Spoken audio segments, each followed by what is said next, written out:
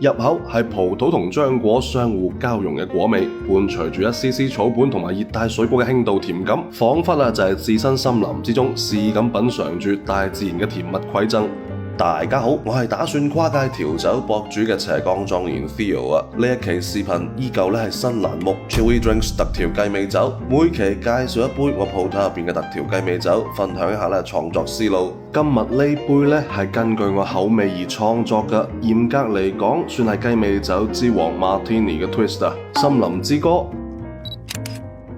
創作呢杯酒嗰日我咁啱睇完《動物狂想曲》第3季，雖然影片中冇幾多森林嘅片段，但係弱肉強食嘅叢林法則卻貫穿始終，直觀明了嘅動物天性同埋錯綜複雜嘅愛與克制，發人心醒啊！比起殘酷陰森嘅我更加向往生機勃勃、春意盎然、鳥語花香嘅茂盛森林啊！於是我決定創作一杯符合我心中所想嘅森林。森林中殘酷嘅一面就用高酒精度數嚟代表啦。餘下嘅筆墨都用嚟描繪鳥語花香。提起高酒精度數，第一時間諗到嘅就係金酒同埋味美斯製作嘅雞尾酒之王 Martini 啦。咁就用佢嚟做翻個 twist。喺我想象當中，熱帶森林入邊，樹上都係碩果累累嘅，地上都係陣陣花香。於是我就諗起咗呢3支我幾中意嘅金酒啊 ，Imagine、猴王47同埋諾迪斯。嚟自南非嘅倫敦乾金 Imagine 採用100%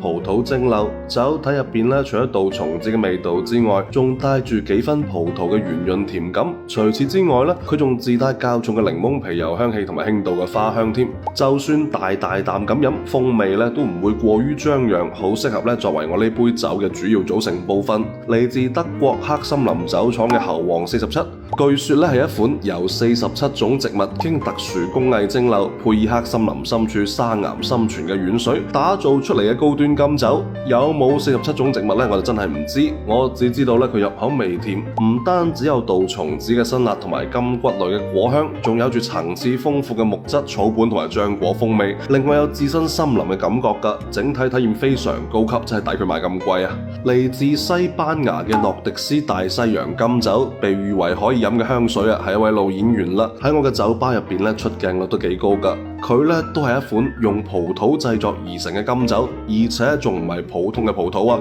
用嘅係西班牙特產嘅 Arbolino， 飲起身香氣十分強勁且複雜啊，因此我唔會建議用佢嚟純飲㗎，過於濃烈就俗㗎啦，若隱若現先高級。而替代 Martini 之中味美斯嘅係嚟自法國波爾多南部嘅利萊白，係一款最初只係為咗防治瘧疾而研發嘅利口酒，果香濃郁，帶有平衡乾淨嘅甜感。我揀佢係為咗同前面3款金酒中嘅葡萄同埋漿果等水果前後呼應，畢竟3種金酒混合之後，高酒精度數帶嚟嘅苦感會被放大，因此需要佢嚟鎮壓一下。有別於傳統倒出酒液之後再用檸檬皮油增香嘅做法，我直接喺 stir 嘅過程當中就加入咗新鮮嘅黃檸皮油，令香氣唔單止停留喺表面，而係同酒液混為一體。酒體看似透明，實則自帶深邃神秘嘅藍調，聞起身豐富噴潑嘅果皮香氣同埋若隱若現嘅花香。入口係葡萄同漿果相互交融嘅果味，伴隨住一絲絲草本同埋熱帶水果嘅輕度甜感，彷彿就係置身森林之中，肆意咁品嚐住大自然嘅甜蜜饋贈。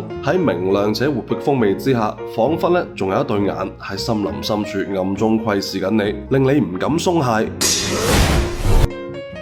嗰個係被極低酒體溫度藏得非常好嘅酒精感，直到品飲嘅中後段先浮現出一絲稍縱即逝嘅辛辣。我對呢杯酒嘅喜愛程度有幾高，就係酒已經俾我飲晒，酒杯表面嘅寒氣同埋水珠都仲未消散啊！